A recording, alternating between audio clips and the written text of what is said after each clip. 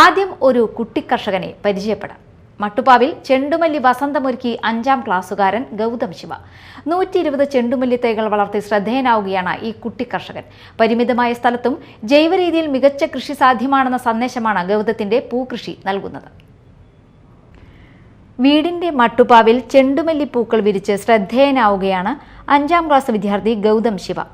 Chandrapinni east മാങ്കര വീട്ടിൽ Sujith Staffy ദമ്പതികളുടെ മകനായ ഗൗതം കൃഷിയോടുള്ള താൽപര്യത്തിലൂടെയാണ് വേറിട്ട മാതൃകയാകുന്നത്.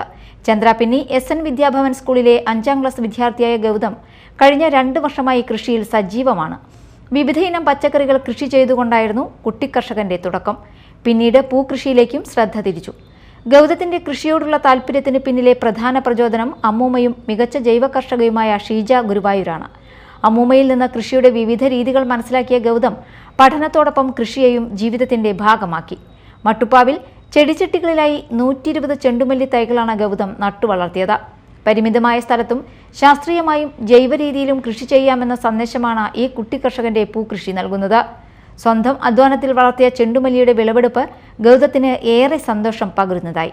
ഇതിനെനിക്ക് ചെയ്യാൻ തയ്യും വിത്തൊക്കെ തന്നെ നല്ല വീണ്, പിന്നെ ഹെൽപ്പ് ചെയ്യാനൊക്കെ അമ്മയും വരും. കൃഷി കുറേ കാലമായി ചെയ്ത് എനിക്ക് സ്ക്രീൻ ടൈമൊക്കെ കൂടിയപ്പോൾ എൻ്റെ നല്ലമ്മ വിത്തും പിന്നെ തയ്യൊക്കെ തന്നു. അതൊക്കെ നട്ടു വളർത്തി വലുതായപ്പോൾ കൂടുതൽ ഇൻട്രസ്റ്റ് ആയി ഇതിലേക്ക്. അപ്പോൾ അങ്ങനെ ചെയ്തു. പിന്നെ ഇത് കുറേ ചെയ്ത് നല്ലമ്മ കുറേ തയ്യും വിത്തൊക്കെ എനിക്ക് തരും. അപ്പോൾ ഇതൊക്കെ ഞാൻ ഇവിടെ വന്ന് മുളപ്പിക്കും. പിന്നെ ഇതിനെനിക്ക് കുറേ തയ്യൊക്കെ നല്ലമ്മ തന്നു. രാവിലെ നടന്ന ചടങ്ങിൽ KK വത്സരാജ് MLA ചെണ്ടുമല്ലി വിളവെടുപ്പ് ഉദ്ഘാടനം ചെയ്തു.